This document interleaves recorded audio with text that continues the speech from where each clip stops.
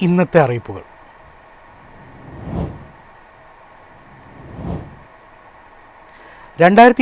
ജനുവരി 1 മുതൽ CNGയുടെയും ഗാർഹിക ആവശ്യങ്ങൾക്കുള്ള PNGയുടെയും വില കുറയുമെന്ന് കേന്ദ്ര പെട്രോളിയം പ്രകൃതിവാതക റെഗുലേറ്ററി ബോർഡ് അറിയിച്ചു.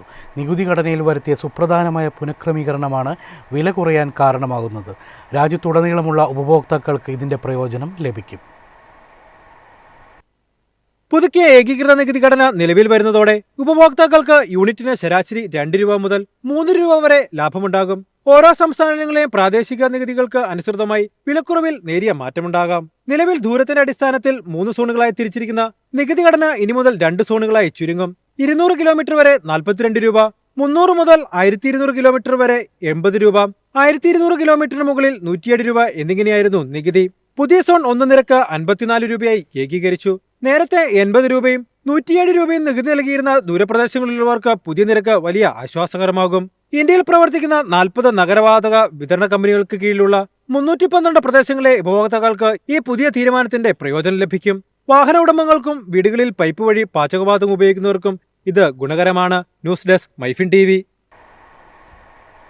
നാട്ടിൽ തിരിച്ചെത്തിയ പ്രവാസികൾക്കായി സംസ്ഥാന സർക്കാർ നോർക്ക റൂട്ട്സ് വഴി നടപ്പാക്കുന്ന സ്വാന്തനം ധനസഹായ പദ്ധതിയുടെ അദാലത്ത് ഡിസംബർ 30 കൊല്ലത്ത് നടക്കും. കുന്നത്തൂർ, കരുനാഗപ്പള്ളി, കൊല്ലം താലൂക്കുകളിലെ അർഹരായ ഗുണഭോക്താക്കൾക്ക് അദാലത്തിൽ പങ്കെടുക്കാം. മുൻകൂട്ടി രജിസ്റ്റർ ചെയ്യുന്നവർക്ക് മാത്രമായിരിക്കും പ്രവേശനം.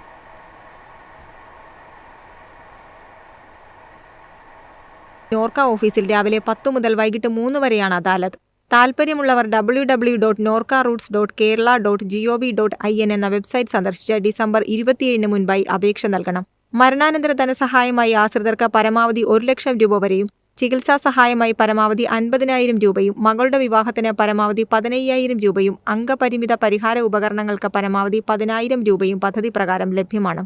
അപേക്ഷ നൽകുന്നതിന് എല്ലാ പാസ്പോർട്ടുകളും, വരുമാന certificate, ration card, Aadhaar card, savings bank passbook, photo എന്നിവയാണ് പൊതുരേഖകളായി ആവശ്യമുള്ളത്. ഇവ കൂടാതെ ഓരോ പദ്ധതിക്കും പ്രത്യേകം രേഖകളും ആവശ്യമാണ്. മുൻപ് അപേക്ഷ നൽകിയവരും നിരസിക്കപ്പെട്ടവരും വീണ്ടും അപേക്ഷിക്കേണ്ടതില്ല. ഒരാൾക്ക് ഒറ്റ സ്കീം പ്രകാരം മാത്രമേ സഹായം അനുവദിക്കൂ. News desk MyFin TV. സംസ്ഥാനത്ത് തദ്ദേശ തെരഞ്ഞെടുപ്പിൽ വിജയിച്ച അംഗങ്ങളുടെ സത്യപ്രതിജ്ഞ ഞായറാഴ്ച നടക്കും. നിലവിലെ ഭരണസമിതിയുടെ 5 വർഷ കാലാവധി ശനിയാഴ്ച അവസാനിക്കും. ഗ്രാമപഞ്ചായത്ത്, ബ്ലോക്ക് പഞ്ചായത്ത്, ജില്ലാ പഞ്ചായത്ത്, മുനിസിപ്പൽ കൗൺസിലുകൾ എന്നിവിടങ്ങളിൽ ഞായറാഴ്ച രാവിലെ 10-നും കോർപ്പറേഷനിൽ 11:30-നുമാണ് സത്യപ്രതിജ്ഞ. പ്രായം കൂടിയ അംഗങ്ങളാകും ആദ്യം സത്യപ്രതിജ്ഞ ചെയ്യുക. സത്യപ്രതിജ്ഞ അല്ലെങ്കിൽ ദൃഢപ്രതിജ്ഞ എന്നിവ ചെയ്താണ് അംഗങ്ങൾ അധികാരമേൽക്കുക. മുതിർന്ന അംഗം സർക്കാർ ഇതിലേക്ക് ചുമതലപ്പെടുത്തിയ ഉദ്യോഗസ്ഥർ മുമ്പാകെയാണ് പ്രതിജ്ഞയെടുക്കേണ്ടത്. കോർപ്പറേഷനുകളിലും ജില്ലാ പഞ്ചായത്തുകളിലും കളക്ടർമാരെയും ഗ്രാമ ബ്ലോക്ക് പഞ്ചായത്തുകളിൽ അതത് സ്ഥാപനങ്ങളിലെ വാരണാധികാരികളെയുമാണ് ഇതിനായി ചുമതലപ്പെടുത്തിയിട്ടുള്ളത്. മുനിസിപ്പൽ കൗൺസിലുകളിൽ ഇതിനായി നിയോഗിച്ചിട്ടുള്ള വാരണാധികാരികൾ വേണം ആദ്യ അംഗത്തെ പ്രതിജ്ഞയെടുപ്പിക്കേണ്ടത്.